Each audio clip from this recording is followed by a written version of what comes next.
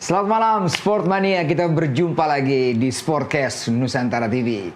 Saya masih bersama rekan saya yang sangat setia, jurnalis senior kita, Bung Roni Pangemanan. Ya, selamat malam. Apa kabar, Bung? Baik. Wah, sehat? Harus sehat. Tamu kita ini, susah juga kita cari, Bung. Langsung dari Jambi kita undang. Baru datang dari Jambi. Dari Jambi, dari bandara langsung ke sini, Bung Roni. Bung Haris Pardede. Halo, Bung. Apa kabar, Bung? Baik, senang bisa bertiga. Iya, kami juga senang bisa berbicara dengan Bung Haris kan ya. Nah, Bung Haris, Bung Ropan, kita mau bicara tentang Liga Champions lah ya. Pasti agak lagi sedikit seru-seru lah sekarang ya. Kita sudah banyak bicara timnas U17, U23. Sekarang coba kita beralih sedikit ke Liga Champions Eropa. Ini keseruannya gila-gilaan ini ya. Iya. Nah, Bung Ropan, gambaran sampai detik ini 4 tim yang sudah lolos ya, yang akan berhadapan di semifinal ini gambaran dari kekuatan klub-klub di benua biru atau enggak nih? Kalau melihat dari 4 ini kan enak karena tidak dimonopoli, misalnya ada satu negara itu dua. Ya kayak yang lalu ya kan, bagaimana ada Dortmund, ada Munchen. Ya kan? Tapi kemudian di 2023 ada Milan, ada Inter. Yang akhirnya juara City kan. Nah, sekarang enak dari 4 negara yang berbeda dengan sepak bola yang bagus, tentunya lagi bagus. Inggris terwakili Arsenal, ada PSG Prancis, ada Barca Spanyol, dan Internazionale of Milan, Inter Milan di Italia. Dan seru memang di sini kalau bisa dilihat mempertemukan antara dua tim yang punya hasrat besar menjadi juara pertama kali dalam sejarah. Right. Arsenal dan PSG. Ya, kemudian ada dua tim yang sudah pernah juara lah, itu Barca dan Inter. Jadi sekarang orang yang menunggu sekarang siapa juara baru? Itu yang paling penting. Kalau Barca juara ya Barca lagi kan. Kalau Inter juara, Inter lagi. Orang ingin melihat di antara PSG atau Arsenal. Karena PSG begitu merindukan ini sejak mereka kalah lawan Munchen tahun 2020, gol Kingsley Coman saat itu. Dan mereka ingin bisa, kebetulan lagi bagus-bagusnya. Kalau saya lihat di perbandingan bagus-bagus. Dan mereka mampu mengalahkan 2 wakil Inggris. Apakah ini wakil ketiga Inggris yang akan gugur? Liverpool dan Aston Villa. Sekarang muncul Arsenal yang gila-gilaan juga.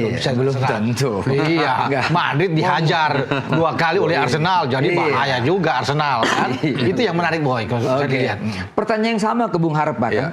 Apakah ini juga menggambarkan dari yang Anda lihat lah, Anda mengikuti Liga Champions ini sampai detik keempat tim ini lolos ke semifinal. Ini gambaran dari kekuatan Eropa atau mungkin ya kalau dibandingkan dengan tahun lalu masih kalah atau gimana? Ya, tadi sepakat dengan apa yang disampaikan oleh Bung Ropan. Mungkin ini adalah semifinal paling menarik, paling berwarna sepanjang sejarah UCL. Ya. Kenapa? Karena tadi sebagian sudah dipaparkan, ini mewakili 4 negara dengan kompetisi tertinggi. Inggris, Spanyol, Itali, kemudian juga Prancis. Mungkin kalau Prancis sama Bundesliga 11-12 lah. Tapi kan harus satu diwakilkan kan. Kemudian juga dari segi, tadi udah juga dipaparkan, 2 tim sudah pernah juara, 2 tim belum. Finalnya pasti yang belum dan yang pernah nanti. Kemudian pelatih juga sama, Hansi Flick udah pernah dengan Munchen. Kemudian dan mengalahkan juga PSG kan. Nah, kemudian Luis Enrique juga udah pernah. Yang di sebelah Arteta dan Simone Inzaghi belum. Nah, jadi warna ini menurut saya sangat menarik. Simone nyaris ya sebenarnya. Nyaris 2 tahun lalu kan. Iya. Dan kebetulan saya di sana juga. Dan setelah pertandingan itu dia nggak terlalu kecewa sebenarnya. Karena Inter bagus main. Dan sebenarnya tidak ada yang expect juga saat itu, Bung Ropan ya, bahwa mereka akan ke final. Nah, apakah hal ini dia bisa mengulangi lagi dan kemudian memberikan trofi yang terbaik? Ini kan juga menarik ya. Apalagi kalau kita lihat di Liga, mungkin sedikit kita tarik, mereka juga sedang two horse racing ya dengan Napoli. Gitu. Nah, kita menjurus ke pertandingan yang pertama nanti, Arsenal bertemu dengan PSG. Ini yang segmen pertama ini kita coba kulik ini, Bung Ropan. Ya kan, perjalanan Arsenal itu extraordinary ya, luar biasa. Juga PSG juga seperti gitu. Anda melihat kekuatan kedua tim ini seperti apa nih, Bung? Kalau melihat Arsenal saat ini ya, musim ini saya pikir ya, untuk di UCL kita bicara. Ini tim yang saya pikir mereka fokus benar dengan Arteta untuk bisa menjadi juara, Boy. Pertama kali sudah kita bahas tadi.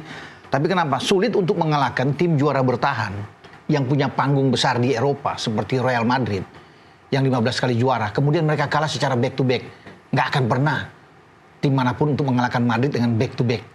Mau City mungkin di pertandingan pertama bisa draw, pertandingan kedua bisa berbeda. City juga begitu menyingkirkan Madrid kan. Chelsea juga melakukan demi. Tapi untuk back to back mengalahkan mereka dengan selisih gol yang tinggi itu 5-1 loh.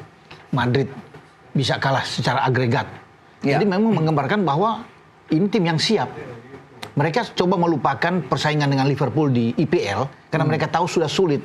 Ya, waktu itu masih 13 poin, sekarang memang ada 12 setelah seri dengan Palace kemarin.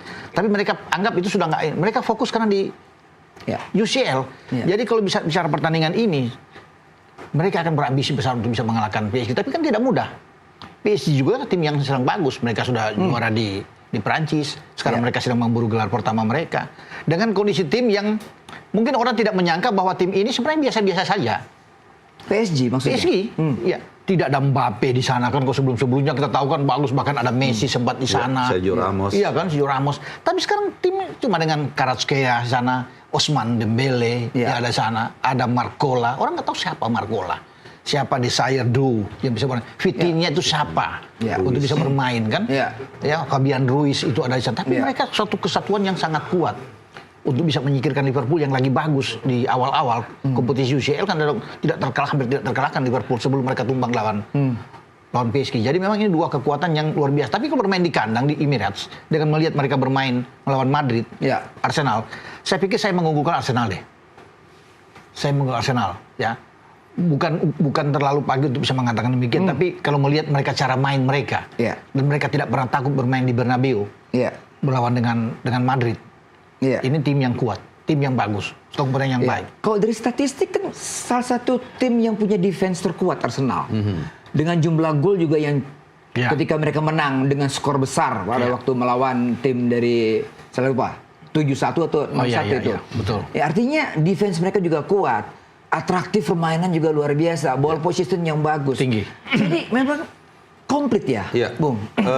Kalau kita lihat Arsenal ya musim ini, sebenarnya ada beberapa titik yang menarik untuk kita bahas di sini. Walaupun Declan Rice memang pemain yang sangat eksepsional, tapi di belakang dia itu juga ada seorang Thomas Partey. Ini yang mungkin orang nggak terlalu memandang, padahal dia adalah jangkar yang luar biasa. Dialah pemain pertama yang mematahkan serangan balik lawan kan, itu yang orang lupa. Kemudian juga sebenarnya di jantung pertahanan Arsenal juga kita tahu sebelumnya ada Saliba dengan Gabriel, walaupun Gabriel cedera kan. Dan waktu lawan Madrid sempat waktu Kior masuk, saya kan fans Arsenal juga tuh sempat khawatir juga. Tapi ternyata perform juga. Artinya apa? Artinya mereka punya satu kekuatan unit yang bagus. Karena kalau kita lihat individu lawan Madrid kemarin sebenarnya Arsenal di bawah Madrid pasti. Cuman mereka punya kekompakan. Plus ada satu lagi yang orang lupa di sisi kiri. Ketika awal musim saya masih ingat Arteta agak pusing ya cari left back karena mereka nggak pernah dalam beberapa tahun terakhir itu punya left back yang bagus. Dia belilah Calafiori 60 juta pound. Ternyata jawabannya bukan di dia, malah anak Helen asli dari Arsenal yaitu Lewis Kelly yang tampil sangat luar biasa di kiri. Dan pengalaman dia mengalahkan Madrid dalam dua leg ini itu luar biasa. Meskipun tadi juga dari dulu sama Bung Ropan, lawannya ini bukan kaleng-kaleng juga PSG. Justru dengan nggak adanya Mbappe, dengan tidak adanya Neymar, Messi dan kawan-kawan, menurut saya inilah permainan terbaiknya PSG. Mereka lebih cair, pemain seperti Marquinhos juga lebih berani untuk mengambil keputusan. Nuno Mendes juga lebih, kalau dulu mungkin dia mau ngoper siapa, dia lihat ada Neymar, dia oper ke Neymar. Kalau sekarang nggak, Dembele juga yang kita pikir habis di Barcelona juga ternyata dapat posisi dan lain-lain. Menurut saya PSG sangat luar biasa bermain sebagai kolektivitas. Jadi kalaupun kita diunggulkan Arsenal, tapi ya makanya tadi Papi bilang ada disclaimer kan, bukan ujuk-ujuk pasti. Cuman ini memang bakal ketat ya. Walaupun saya juga sedikit mengunggulkan Arsenal, bukan gara-gara fans Arsenal. Bu Ropan, saya membayangkan ini pertandingan yang sama-sama ofensif. Pasti. Sama-sama menyerang, dua coach yang punya karakter seperti itu. Ya kan? Ball possession yang kuat, juga Enrique juga punya naluri untuk menyerang ya. Dia adalah tamatan juga Barca juga, ya kan? Jadi pertandingan seperti apa yang Bung Ropan akan lihatkan? Lini tengah juga kuat mereka. Sama-sama Defense Marquinhos tadi dibilang juga solid.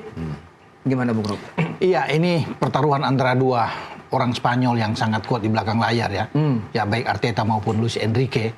Dan kalau kita bisa melihat, Haris juga bilang tadi, kalau sebelumnya kan PSG kalau dapat bola harus ke Messi, misalnya ke Neymar, ke Mbappe. Sekarang mereka bermain dengan unit yang sangat kuat. kehadiran Kvaratskhelia itu ketika datang dari Napoli pemain yang sangat oke, yang sangat baik sekali. Tapi orang tidak menduga, saya pikir, Boy, ya, gelandang mereka, Fabian Ruiz, Vitinha, dan Neves. Ya kan? Ini oke, ini pertaruhan. Jarang orang sebut melihat ini kan. Dibandingkan yang Odegaard misalnya, tadi Partey. Bahkan mereka bisa melumpuhkan gelandang-gelandang Liverpool itu kuat, McAllister, Gravenberch itu kuat, Szoboszlai. Itu kan gelandang top dari Liverpool dan tidak bisa berbuat banyak kalau bisa dilihat. Jadi saya pikir ini pertaruhan antara lini tengah yang sangat kuat. Odegaard, Declan Rice dan Thomas Partey yang akan bertarung di sini. Ya, tentunya gol pertama itu akan sangat menentukan kalau bicara dengan pertandingan ini. Tapi kenapa saya bilang dari awal saya lebih mengunggulkan Arsenal? Karena kalau melihat mereka main seperti ketika lawan Madrid, sulit untuk mengalahkan mereka dengan gaya seperti itu. Mengalahkan Madrid dengan 3-0 tidak mudah. 3-0 dengan Madrid punya pertahanan yang oke. Ya kan?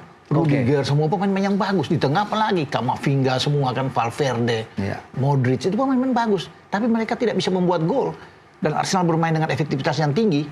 Dan mereka akan lakukan itu di Emirates. Siap. Karena kesempatan itu hanya ada di Emirates. Kalau mereka bisa menang dengan 2-3-0 seperti Madrid, mereka bisa ambil. Ini kalau segmen ini kita bahas Arsenal dengan PSG, kita soalnya mau bahas juga nih mengenai Barca kan ya. Kita stop dulu, kita break dulu setelah pariwara berikut ini. Kita kembali lagi di Sportcast Nusantara TV.